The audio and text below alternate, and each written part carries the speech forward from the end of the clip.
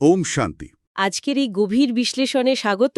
মানে আমরা যারা এই বিষয়গুলো নিয়মিত অনুসরণ করি তারা জানি যে এই আধ্যাত্মিক পাঠ বা মুরলিগুলোতে রূপক আর দর্শনের কি অসাধারণ একটা মিশ্রণ থাকে। হ্যাঁ, একেবারে ঠিক বলেছেন।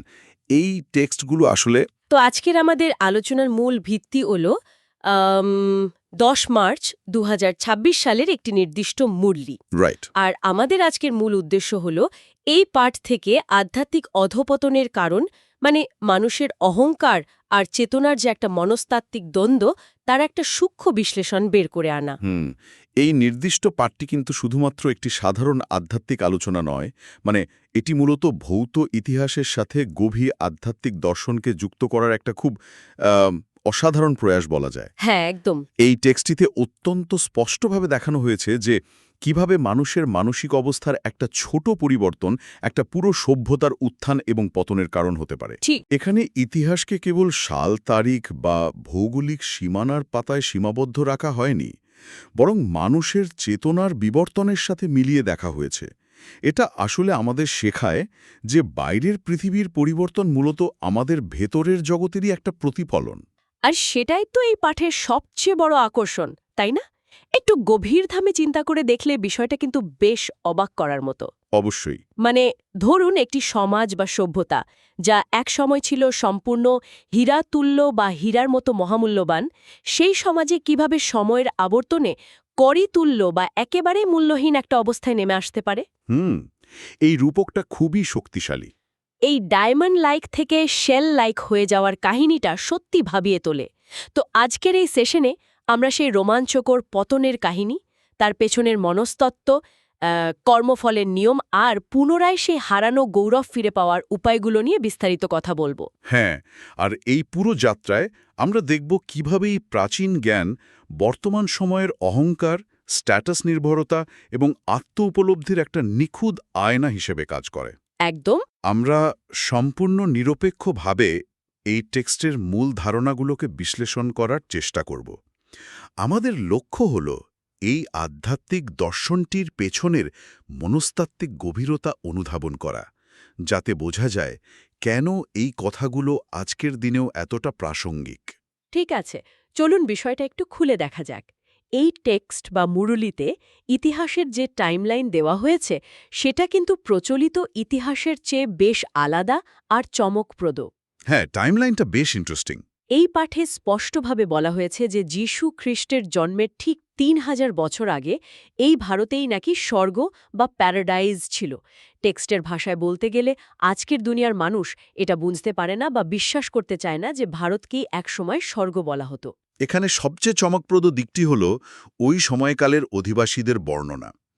মুরুলি অনুযায়ী সেই সময় যারা বাস করতেন তারা সাধারণ কোনো মানুষ ছিলেন না, তাদের বলা হতো দেবী দেবতা। আচ্ছা। এই টেক্সট বলছে তাদের চরিত্র এতটাই নিখুঁত ছিল যে তাদেরকে ১৬ কলা সম্পূর্ণ এবং সর্বগুণে সম্পন্ন বলা হতো। ১৬ কলা সম্পূর্ণ বিষয়টা একটু বুঝিয়ে বলবেন? হ্যাঁ, এই ১৬ কলা সম্পূর্ণ কথাটির মানে হলো একটি নিখুঁত, ত্রুটিহীন অবস্থা। মনস্তাত্ত্বিকভাবে বলতে গেলে এটি এমন একটা মানসিক স্তর যেখানে মানুষের ভেতরে কোনো দ্বন্দ্ব, মানে কোনো নেতিবাচকতা বা অপূর্ণতা ছিল না। তারা ছিলেন আক্ষরিক অর্থে নিজেদের মনের এবং বিশ্বের মালিক। দারুণ একটা কনসেপ্ট। তো এই যে ১৬ কলা সম্পূর্ণ বা নিখুঁত সমাজের কথা আমরা বললাম, এর পতনটা কিন্তু কোনো বাইরের শত্রুর আক্রমণে বা প্রাকৃতিক বিপর্যয় হয়নি। না, একেবারেই না। আসল যুদ্ধটা ছিল ভেতরের। একটা সম্পূর্ণ আদর্শ সমাজ যেখানে সবাই ছিল সর্বগুণে সম্পন্ন, তা কিভাবে ধীরে ধীরে সেই হীরাতুল্য অবস্থা থেকে, ওই যে বললাম ওয়ার্থ নট আ পেনি বা কানাকড়িহীন অবস্থায় এসে দাঁড়ালো। এটাই মূল প্রশ্ন। টেক্সট বলছে যখন থেকে রাবণের রাজত্ব শুরু হলো তখন থেকেই এই ডাউনফল বা অধপতনের সূচনা। আর এই পতনের একেবারে কেন্দ্রবিন্দুতে রয়েছে একটি বিশেষ মনস্তাত্ত্বিক ব্যাধি, যাকে বলা হচ্ছে দেহ অভিমান বা বডি কনসিয়াসনেস। যদি আমরা এর পেছনের মনস্তত্ত্বটা বোঝার চেষ্টা করি, তবে দেখব এই দেহ অভিমান মানে হল নিজেকে কেবল একটি জড় শরীর বা দেহ মনে করা। রাইট।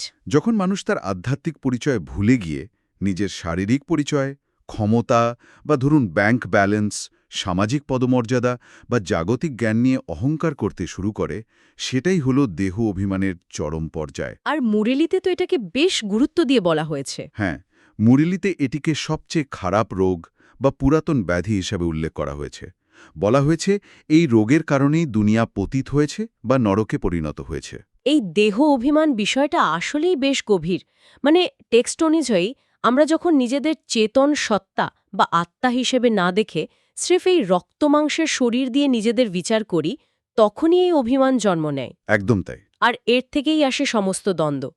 টেক্সটেই দেহ অভিমানের কারণে মানুষের আচরণকে খুব ইন্টারেস্টিংভাবে বানরের সাথে তুলনা করা হয়েছে। হ্যাঁ, বানরের রূপকটা। বলা হয়েছে মানুষের মধ্যে বানরের মতো আচরণ প্রকাশ পায়। মানে এই লড়াই, ঝগড়া, ক্রোধ আর মোহের সৃষ্টি হয় এই অভিমানের থেকে। এখানে বানরের রূপকটি কিন্তু অত্যন্ত অর্থবহ। ঠিক বলেছেন। এই বানরের রূপকটি আসলে আমাদের চঞ্চল এবং লাগামহীন অহংকারচালিত মনের একটা চমৎকার প্রতিচ্ছবি।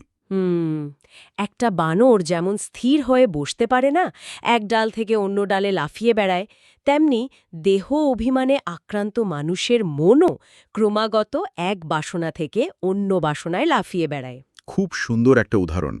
টেক্সটে এমনও বলা হয়েছে যে কিছু মানুষের মধ্যে সামান্য জ্ঞান বা ক্ষমতা থাকলেই এই দেহের অভিমান চলে আসে। তারা মনে করতে শুরু করে আমার মতো আর কেউ নেই। এই ধরনের সুপিরিয়রিটি কমপ্লেক্স বা শ্রেষ্ঠত্বের অহংকারই তাদের পতনের মূল কারণ। আর মজার ব্যাপার হলো, এই সমস্যা থেকে মুক্তির যে উপায়ের কথা বলা হয়েছে তা শুনতে খুব সহজ মনে হলেও বাস্তবে প্রয়োগ করা কিন্তু বেশ কঠিন। হ্যাঁ, কাজটা মোটেও সহজ নয়। টেক্সটে বলা হয়েছে দেহি অভিমানী বা আত্ম অভিমানী হবার কথা, অর্থাৎ নিজেকে শরীর না ভেবে একটি চেতন সত্তা বা আত্মা হিসেবে উপলব্ধি করা। কিন্তু মুরলি নিজেই স্বীকার করছে যে এই কাজটা অত্যন্ত পরিশ্রমের। সেটাই। মানে যখন চারপাশের পুরো দুনিয়াই দেহের অভিমানে ডুবে আছে, সবাই যখন স্ট্যাটাস আর পাওয়ারের পেছনে ছুটছে, তখন নিজেকে স্রেফ একটি চেতন আত্মা হিসেবে অনুভব করা মুখের কথা নয়। পরিশ্রমের হলেও যিনি এই চেষ্টা করেন এবং এতে সফল হন, তার মধ্যে এক অভাবনীয় মানসিক পরিবর্তন আসে। কিরকম পরিবর্তন? টেক্সট বলছে, এর ফলে মানুষের স্বভাব অত্যন্ত মিষ্টি হয়ে যায় এবং আচার-আচরণ সম্পূর্ণ শুধরে যায়। শুধু তাই নয়, এর ফলে এক ধরনের আধ্যাত্মিক খুশি এবং নেশা বজায় থাকে। নেশা? হ্যাঁ, তবে এই নেশা শব্দটি এখানে কোনো জাগতিক বা রাসায়নিক নেশা নয়। এটি হলো আধ্যাত্মিক আনন্দে ভরপুর থাকার একটি অবস্থাকে বোঝানো, যেখানে বাইরের দুনিয়ার কোনো দুঃখ বা ওঠানামা ভেতরের শান্তিকে টলাতে পারে না। বুঝতে পেরেছি। এই আধ্যাত্মিক নেশা এবং সাধনার একটি চূড়ান্ত পর্যায়ের কথাও তো টেক্সটে বলা হয়েছে, তাই না? যাকে বলা হচ্ছে কর্মাতীত অবস্থা। হ্যাঁ, কর্মাতীত অবস্থা। কর্মাতীত মানে হল এমন একটা স্তর যেখানে মানুষ তার সমস্ত কর্মার বন্ধন বা কর্মভোগ থেকে মুক্ত হয়ে যায়। মুরলি বলছে যোগবলের মাধ্যমে এই কর্মভোগের উপর বিজয় লাভ করা সম্ভব। একদম। অর্থাৎ মানুষ যখন সম্পূর্ণ আত্ম-অভিমানী হয়, তখন তার আর কোনো জাগতিক দুঃখ, ক্রোধ বা অতৃপ্তি থাকে না। সে কর্ম করে ঠিকই, কিন্তু সেই কর্মের কোনো নেতিবাচক প্রভাব তাকে স্পর্শ করতে পারে না। এই কর্মের ধারণা থেকেই কিন্তু আরেকটি অত্যন্ত আকর্ষণীয় কনসেপ্ট আমাদের সামনে আসে। আধ্যাত্মিকতার এই স্তরে পৌঁছাতে হলে তো কর্মের নিয়মগুলোকে বুঝতে হয়। টেক্সটে একটি ঈশ্বরীয় বিশ্ব সরকার বা ডিভাইন ওয়ার্ল্ড গভর্নমেন্টের কথা বলা হয়েছে। আমরা সাধারণত রাজনৈতিক, গণতান্ত্রিক বা জাগতিক সরকারের প্রশাসনিক কাঠামোর কথা জানি, কিন্তু একটি ঈশ্বরীয় বিশ্ব সরকার কিভাবে কাজ করে তার যে নিখুঁত বর্ণনা এখানে দেওয়া হয়েছে তা সত্যি কৌতূহলের বিষয়। হ্যাঁ, এই প্রশাসনিক কাঠামোটি সত্যি বেশ চমকপ্রদ। এখানে বলা হচ্ছে পরমপিতা শিব বা বাবা হলেন স্বয়ং ঈশ্বর এবং এই সরকারের প্রধান। রাইট। আর তার ডান হাত হিসেবে কাজ করেন ধর্মরাজ। এই ধর্মরাজের কাজ হল এক ধরনের মহাজাগতিক বিচার ব্যবস্থা পরিচালনা করা। ভালো কর্ম করলে তার জন্য ভালো পরিণাম বা পুরস্কার পাওয়া যায়, আর খারাপ কর্ম করলে তার জন্য শাস্তির বিধান রয়েছে। এবং এই শাস্তির ব্যাপারে টেক্সটে একটি অদ্ভুত এবং বেশ কড়া রূপক ব্যবহার করা হয়েছে। হ্যাঁ, গর্ভজেল। ঠিক, মায়ের গর্ভকে এখানে জেলের সাথে তুলনা করা হয়েছে। এই গর্ভজেল বা জেল রূপকটি অত্যন্ত গভীর। এটা একটু বিস্তারিত বলবেন? অবশ্যই, এটি বোঝায় যে আত্মাকে তার পূর্ববর্তী কর্মের ফল ভোগ করার জন্য পুনরায় মাতৃগর্ভে প্রবেশ করতে হয়, এবং সেই সময়টিকে একটি বন্দিদশার সাথে তুলনা করা হয়েছে, যেখানে আত্মা নিজের কৃতকর্মের জন্য অনুতপ্ত হয়। আচ্ছা। এই কনসেপ্টটি আসলে আমাদের মনে করিয়ে দেয় যে মানুষের কোনো কর্মই মহাবিশ্বের হিসাব থেকে হারিয়ে যায় না। প্রতিটি কাজের, প্রতিটি চিন্তার একটা নির্দিষ্ট ফল আছে, যা আত্মাকে বহন করতে হয়। এটি কর্মফলের একটি খুব শিওরে ওঠার মতো চিত্রকল্প, যা মানুষকে সচেতন হতে সাহায্য করে। অসাধারণ। আর এই পুরো নিয়মকানুন, আধ্যাত্মিক জ্ঞান এবং ঈশ্বরীয় নির্দেশ, বা যাকে বলা হচ্ছে শ্রীমত, তা মানুষের কাছে পৌঁছে দেওয়ার জন্য একটি নির্দিষ্ট মাধ্যমের কথা বলা হয়েছে। হ্যাঁ, মাধ্যমের বিষয়টা খুব গুরুত্বপূর্ণ। ঈশ্বর তো আর সরাসরি মানুষের সামনে এসে কথা বলছেন না, তাই মুরলিতে এই মাধ্যম বা স্থায়ী রথ হিসেবে ব্রহ্মা বাবা নামক এক ব্যক্তির কথা উল্লেখ করা হয়েছে। ঈশ্বর এই ব্রহ্মা বাবার শরীরের মাধ্যমেই তার বার্তাগুলো প্রচার করছেন। এই রথের ধারণাটি কিন্তু খুব প্র্যাকটিক্যাল। টেক্সট বলছে ব্রহ্মা বাবাকে একটি মাধ্যম হিসেবে ব্যবহার করা হলেও তাকে কিন্তু সাধারণ মানুষের মতোই অনেক জাগতিক ঝামেলা সামলাতে হয়। তাই নাকি? হ্যাঁ, তাকে অনেক বিষয়ে যুক্তি খাটিয়ে পরিকল্পনা করতে হয়, বিচার বিবেচনা করতে হয়। এই বিষয়টি প্রমাণ করে যে আধ্যাত্মিকতার মানে এই নয় যে মানুষ জাগতিক দুনিয়া থেকে সম্পূর্ণ বিচ্ছিন্ন হয়ে যাবে, বরং চরম আধ্যাত্মিক অবস্থানে থেকেও জাগতিক দায়িত্বগুলো অত্যন্ত সুচারুভাবে পালন করতে হয়। একদম ঠিক। আর ব্রহ্মা বাবা এইসব জাগতিক দায়িত্ব পালন করছেন একটা বিশেষ মানসিক অবস্থান থেকে। তিনি জানেন যে এই পুরো পৃথিবী এবং এর ইতিহাস একটি পূর্বনির্ধারিত ড্রামা বা নাটক অনুসারেই চলছে। হ্যাঁ, ড্রামার কনসেপ্ট। এই ড্রামা বা নাটকের ধারণাটি বোঝায় যে এই পৃথিবীতে যা কিছু ঘটছে তার একটি বৃহত্তর চক্র বা মহাজাগতিক পরিকল্পনা রয়েছে, আর প্রত্যেকেই সেখানে কেবল নিজের নির্দিষ্ট ভূমিকা পালন করছে। এই বোধটি থাকলে কোনো পরিস্থিতিতেই মানুষের মনের স্থিতি নষ্ট হয় না। এখানেই বিষয়টা সবচেয়ে কৌতূহল উদ্দীপক হয়ে ওঠে। মানে একদিকে বলা হচ্ছে সবকিছু একটি পূর্বনির্ধারিত ড্রামা যার উপর কারো হাত নেই, আবার অন্যদিকে এই একই আধ্যাত্মিক বার্তা বিশ্বের মানুষের কাছে পৌঁছে দেওয়ার জন্য অত্যন্ত সুনির্দিষ্ট বিশাল এবং আধুনিক পিআর বা প্রচার কৌশলের কথা বলা হয়েছে। হ্যাঁ, ঠিক বলেছেন। এটি কিন্তু কোনো মঠ বা গুহায় বসে থাকার সনাতনী ধারণার মতো নয়। মুরলিতে স্পষ্টভাবে বলা হয়েছে যে এই ডাউনফল বা অধপতনের কাহিনী সবার কাছে পৌঁছে দেওয়ার জন্য আধুনিক যোগাযোগের মাধ্যম ব্যবহার করতে হবে। আমি যখন টেক্সটের এই অংশটি পড়ছিলাম তখন রীতিমতো অবাক হয়েছি।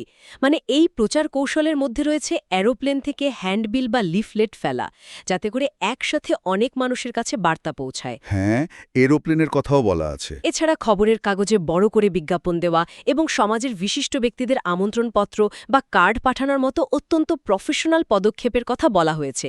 এটি প্রমাণ করে যে আধ্যাত্মিক জাগরণের জন্য আধুনিক বিজ্ঞান এবং প্রযুক্তিকে পুরোপুরি কাজে লাগানোর নির্দেশ দেওয়া হচ্ছে। এর চেয়ে বড় একটি নির্দিষ্ট জায়গার কথা বলা হয়েছে। টেক্সট বলছে যদি গভর্নমেন্ট রাজি থাকে তবে গভর্নমেন্টের সভাগৃহ বিজ্ঞান ভবনে সকলকে আমন্ত্রণ জানাতে হবে। বিজ্ঞান ভবন? হ্যাঁ, এই যে বিজ্ঞান ভবনের মতো একটি বাস্তব, আধুনিক এবং বিজ্ঞানভিত্তিক জায়গার উল্লেখ, এটি এই টেক্সটটিকে একটি আলাদা মাত্রা দেয়। এর পেছনের মূল উদ্দেশ্য হল আধুনিক বিজ্ঞানের অহংকারের সাথে আধ্যাত্মিক সত্যের একটি তুলনামূলক আলোচনা করা। ঠিক। টেক্সটের মতে আজকের যুগের মানুষ মনে করে বিজ্ঞানের দ্বারা অনেক উন্নতি হয়েছে, বিজ্ঞান আমাদের অনেক আরাম দিয়েছে, ঠিকই, কিন্তু বাস্তবে মানুষের ভেতরের শান্তি নষ্ট হয়ে গেছে।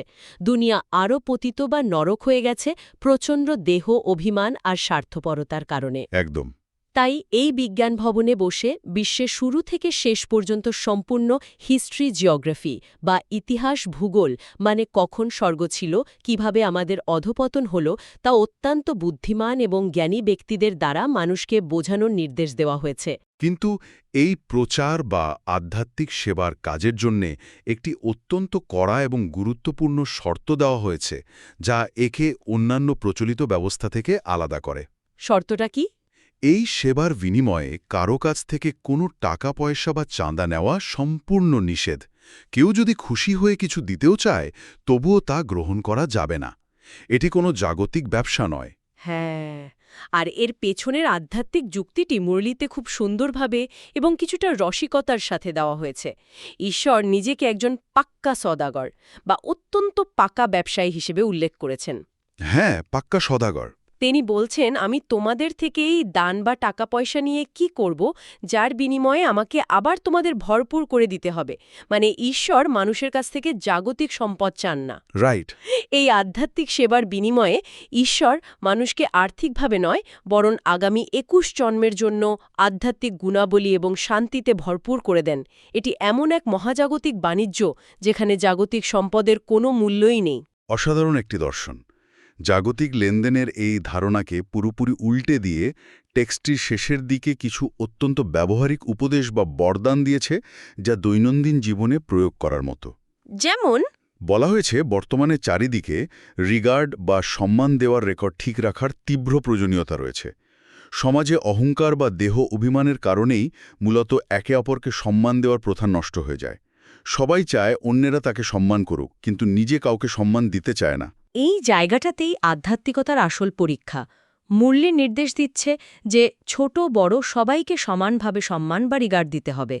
কাউকে মন থেকে সম্মান দিয়ে খুশি করাকেই এখানে সবচেয়ে বড় পুণ্যের কাজ এবং শ্রেষ্ঠ সেবা বলা হয়েছে। একদম। শুধু বড় লেকচার দিলেই সেবা হয় না, নিজের আচরণের মাধ্যমে অন্যকে সম্মান জানানোই হল প্রকৃত শিক্ষা। এর মাধ্যমেই একজন সত্যিকারের খুশির দানকারী এবং পুণ্য আত্মা হয়ে ওঠা সম্ভব। এই পারস্পরিক সম্মান এবং সম্পূর্ণ অহংকার মুক্ত একটি সমাজের প্রসঙ্গেই টেক্সটে একটি অত্যন্ত বিখ্যাত এবং প্রাচীন রূপক ব্যবহার করা হয়েছে। বাঘে গরুতে এক ঘাটে জল খাওয়ার বিষয়টা। হ্যাঁ, ঠিক তাই। বলা হয়েছে এমন এক ভবিষ্যৎ পৃথিবীর কথা যেখানে বাঘে গরুতে একসাথে জল খাবে। বাঘ এবং গরু সম্পূর্ণ বিপরীত স্বভাবের প্রাণী, একটি হিংস্র এবং অন্যটি শান্ত। এই রূপকের মাধ্যমে বোঝানো হয়েছে যে সমাজ যখন সম্পূর্ণ দেহী অভিমানী বা আত্মসচেতন হবে, তখন সেখানে কারো প্রতি কারো কোনো আক্রোশ, বিভেদ বা সহিংসতা থাকবে না। সত্যি বলতে কি, এটি একটি পরম শান্তিময় অবস্থার ইঙ্গিত দেয়। সেখানে এমন কোনো জন্তু জানোয়ার বা মানুষ থাকবে না যারা একে অপরকে সামান্যতম দুঃখ দেবে। সবাই অত্যন্ত মিষ্টি এবং শান্ত স্বভাবের হবে। রাইট। অন্তরের ক্রোধ, মোহ এবং অহংকাররূপী ভূতগুলোকে পুরোপুরি বের করে দিলেই কেবল এমন একটি নিখুঁত সমাজ গঠন সম্ভব। আর এই পথে হাঁটার জন্যই টেক্সটটি একটি অত্যন্ত শক্তিশালী এবং বাস্তবমুখী স্লোগান দিয়ে শেষ হয়েছে। সেই স্লোগানটি হল, প্রতিটি মুহূর্তকে জীবনের অন্তিম মুহূর্ত মনে করে চলো, তাহলে এভার রেডি থাকবে। Ever ready? হ্যাঁ, এভার রেডি বা সর্বদা প্রস্তুত। এই স্লোগানটি মূলত মানুষকে সবসময় আধ্যাত্মিকভাবে প্রস্তুত থাকার কথা মনে করিয়ে দেয়। যেহেতু অহংকারের বশীভূত হয়ে উল্টোপাল্টা কর্ম করলে তার চরম শাস্তি বা গর্বজেলের মতো ভোগান্তি ভোগ করতে হয়, তাই প্রতিটি মুহূর্তকে জীবনের শেষ মুহূর্ত মনে করলে মানুষ স্বাভাবিকভাবেই যে কোনো খারাপ কাজ থেকে নিজেকে বিরত রাখবে। একদম ঠিক। সে সবসময় তার কর্ম, তার চিন্তা এবং তার চেতনার বিষয়ে সম্পূর্ণ সতর্ক বা অ্যাভারেডি থাকবে। আজকের এই আলোচনা থেকে আমরা যদি পুরো যাত্রার একটি সারসংক্ষেপ টানি, তবে দেখব যীশুখ্রিস্টের জন্মের ৩,০০০ বছর আগের এক হীরাতুল্য সর্বগুণে সম্পন্ন প্যারাডাইজ বা স্বর্গের রূপলেখা থেকে এই পাঠ শুরু হয়েছে। এরপর আমরা খুব সূক্ষ্মভাবে দেখলাম কিভাবে দেহ অভিমান বা শারীরিক অহংকারের ব্যাধিতে আক্রান্ত হয়ে সেই নিখুঁত সমাজের একটি বিশাল মনস্তাত্ত্বিক অধপতন ঘটল।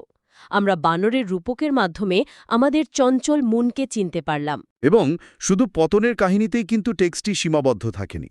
পুনরায় আত্ম-অভিমানী বা সোল কনশাস হয়ে সেই হারিয়ে যাওয়া সম্মান, মিষ্টি স্বভাব এবং আধ্যাত্মিক নেশা বা খুশি ফিরিয়ে আনার এক অসাধারণ পথের সন্ধান দিয়েছে। হ্যাঁ, ঈশ্বরীয় বিশ্ব সরকার বা ডিভাইন গভর্নমেন্টের নিখুঁত বিচার ব্যবস্থা, কর্মফলের অকাট্য নিয়ম এবং এই আধ্যাত্মিক বার্তা প্রচারের জন্য বিজ্ঞান ভবন বা এরোপ্লেনের মতো আধুনিক পিআর কৌশল, সবকিছু মিলিয়ে এটি মানব জীবনের জন্য একটি পরিপূর্ণ গাইডলাইন। এই প্রাচীন বা আধ্যাত্মিক জ্ঞান আজকের এই তথ্যে ভরা, প্রতিযোগিতামূলক এবং স্ট্যাটাস সর্বস্ব দুনিয়ার সাথে ভীষণভাবে প্রাসঙ্গিক। এটি কেবল কোনো পুরনো দিনের ইতিহাস, ভূগোলের পাঠ নয়, বরং আমাদের দৈনন্দিন জীবনের অহংকার এবং আত্মোপলব্ধির একটি গভীর মনস্তাত্ত্বিক আয়না। এটি আমাদের শেখায় যে আসল পরিবর্তনটা বাইরে নয়, ভেতরে আনতে হবে। একদম ঠিক বলেছেন। আজকের এই আধুনিক দুনিয়ায় যেখানে সবাই নিজের পরিচয়, জ্ঞান আর ক্ষমতা নিয়ে প্রতিনিয়ত ইঁদুর দৌড়ে মেতে আছে, যেখানে সামান্য কিছু পেলেই আমরা অহংকারে মাটিতে পা ফেলি না, সেখানে এই দেহ অভিমান ত্যাগের শিক্ষা আমাদের নতুন করে নিজেদের দিকে তাকাতে শেখায়। এটি শেখায় যে প্রকৃত ক্ষমতা অহংকারে নয়, বরং আত্মিক শান্তিতে। আজকের এই গভীর আলোচনার একেবারে শেষে এসে একটি সম্পূর্ণ নতুন এবং চিন্তায় ফেলার মতো বিষয় নিয়ে আমরা একটু ভাবতে পারি। আমরা টেক্সটের শেষে অ্যাভেরেডি বা সর্বদা প্রস্তুত থাকার যে স্লোগানটির কথা জানলাম, প্রতিটি মুহূর্তকে জীবনের শেষ মুহূর্ত মনে করে চলা, এটি কি কেবল একটি আধ্যাত্মিক নিয়ম, ভালো প্রশ্ন। নিখুঁত মনস্তাত্ত্বিক ব্লুপ্রিন্ট? একটু ভেবে দেখুন, আমরা প্রতিনিয়ত ভবিষ্যৎ নিয়ে চিন্তিত থাকি, ভয় পাই, কিন্তু কেউ যদি সত্যি এই অ্যাভারেডি মাইন্ডসেট বা মানসিকতা নিজের মধ্যে তৈরি করে ফেলতে পারে, যেখানে সে যে কোনো পরিস্থিতির জন্য, এমনকি জীবনের অন্তিম মুহূর্তের জন্য প্রস্তুত, তবে কি তার মন থেকে ভবিষ্যতের সমস্ত অমূলক ভয় এবং অ্যাংজাইটি চিরতরে দূর হয়ে যাবে না? এটা সত্যিই একটা গভীর ভাবনার বিষয়। এই চরম আধ্যাত্মিক প্রস্তুতি কি আসলে আধুনিক যুগের সবচেয়ে বড় মানসিক মুক্তির উপায় হতে পারে? এই প্রশ্নগুলোই আজকের ভাবনার খোরাক হয়ে থাকুক। আজকের মতো এই বিশ্লেষণ এখানেই শেষ করছি। সাথে থাকার জন্য ধন্যবাদ।